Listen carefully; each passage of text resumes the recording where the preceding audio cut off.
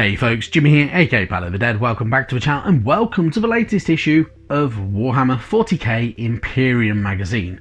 Now, as per usual with all these videos, if you like them, hit the like button, subscribe to the channel if you haven't already, and of course, drop us a comment down below. I love hearing back from you guys. It goes a massive way to helping out the channel too. Now, this week we're on our penultimate issue of Imperium magazine, issue number 89. And we have a small but cool mini for the week, which is Lord Inquisitor Draxus. So, a relatively small kit compared to the vast majority of others that we've had really within this collection, but super cool, super important, and super tough.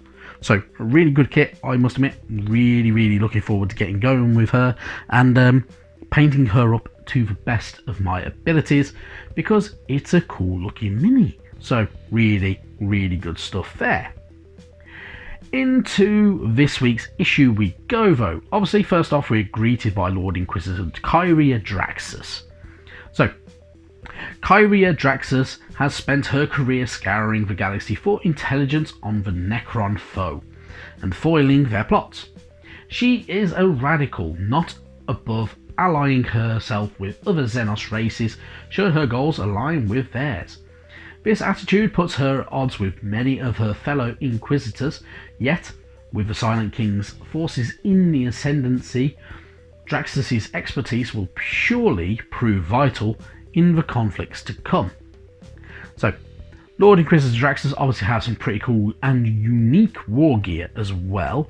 So, she has armour that has been upgraded and enhanced with many alien technologies, one of them being a refractor field, which is such a device that is capable of turning aside even the most devastating of blows. She also has a little companion, Shang. Shang is a Vivach, a psychic creature that is bonded with Draxus. This bond allows the Lord Inquisitor to see through the winged creature's eyes. She also carries Dirge Singer. So Kyria Draxus has many contacts within the Eldari race, for they share her hatred for the Necrons. She wields Dirge Singer, an Eldari shuriken catapult gifted to her by an Eldari ally, and she also carries paralysis grenades that are capable of paralysing any enemies caught within their blast radius, allowing Draxus and her allies to charge into close combat and dispatch the target before they can even react. So, some pretty cool war gear there, if even, I must admit, that's some pretty nifty kit. So, and obviously, looks very different from most other Inquisitors, which is pretty damn cool. On the other side, you get your usual battle record, so you can bring the model to life, give her missions, whether it's shattering the courts, drive them back, or psychic assault, and different conditions as well for these battles. So pretty cool stuff, and a bit different, bit interesting, not bad at all though. Then we get information to do with more war zones within the 41st millennium, the countless different war zones that we have. Orgvaya, so the emergence of the Great Rift shook the leagues of Votan to their foundation.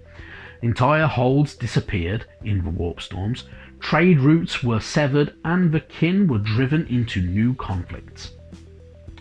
So, the kin of the leagues of Votan do not recognise the Great Rift as a single phenomenon, instead naming each warp storm to ravage their territories. Perhaps the greatest of these maelstroms opened on the northeastern fringe of the Greater Furian League space and was named Orgvaya, which roughly translating into High Gothic as the Ogre. So, with the Leagues of Votan obviously being the Space Dwarves, they have a very different attitude and kind of response to everything really than what the Imperium of Man does, so they do name things differently, and instead of seeing the Great Rift as a single all-devouring, all-destroying force, they actually name each individual warp storm itself, and all of them have their own different properties depending on their size, which is different and pretty cool. It's not too bad. So, pretty good stuff there. And obviously finding out more about the Leagues of Votan is pretty cool because they are one of the newer races that we're getting within Warhammer 40k, which is pretty neat. And then we have a story for this week. So, our story number 31, which gives us the Converging Fates, all about Lord Inquisitor Kyria Draxus. So, no agent of the Imperium despises the Necrons with the same intensity as Lord Inquisitor Kyria Draxus. Pursuing leads that may alert her to the Necron's next target, Draxus and her companion Shang explore the ruins of an invaded world now utterly devoid of life. Because the Necrons are there, obviously.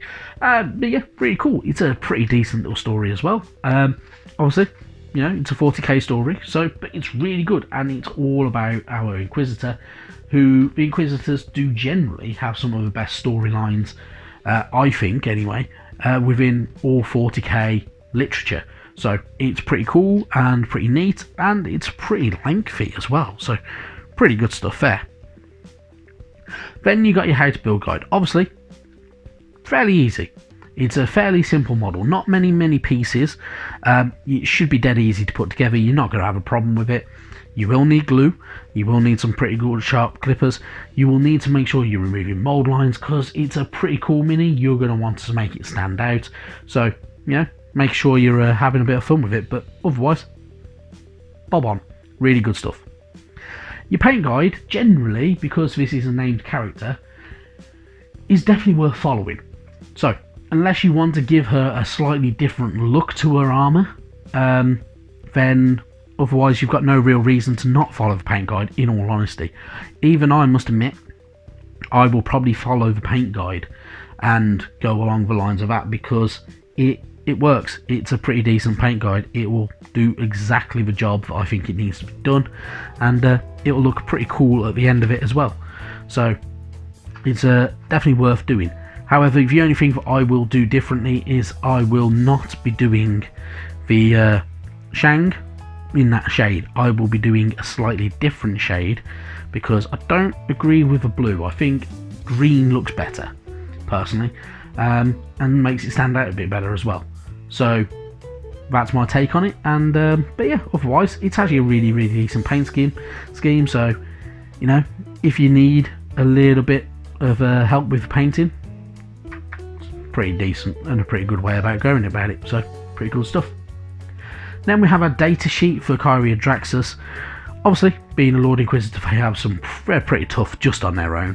She does have a Power Fist, she has Dirge Singer, she has abilities being part of the Ordo Xenos and a part of the Hereticus and the Inquisition. She's pretty cool. It's not too bad at all. And, you know, she's a Psyker as well, which is nice and pretty cool. So, you know, definitely worth looking into. Obviously, you get your tutorial on how to utilise her abilities, including the paralysis grenades and the Psyker ability to dominate as well. So, pretty cool stuff. And then we get our campaign. Almost our last campaign. So, Void Battle. So, all about kind of going about it. 75 power. It'll be an enjoyable one. It's controlling objectives, mainly the main objective marker, and you know, have a bit of fun. Place your objectives on there as you kind of will, I'm guessing, and yeah, enjoy it. But yeah, really good stuff, and it's a pretty decent looking battle. Before we go on to what's coming up next week, we do have a little pull-out section as well, all about a system at war. So obviously Imperium, this is A and it is number 1. So the war for Ramesses has reached its conclusion with Necron and Imperial forces clashing beneath the shadow of Kjalmar's skull's Blackstone pylon. The outcome of this battle will decide the fate of the Ramesses system. Will humanity restore the sanctity of its territory, or will the Necrons finally bring the stilled system into the fold of their ever-growing empire?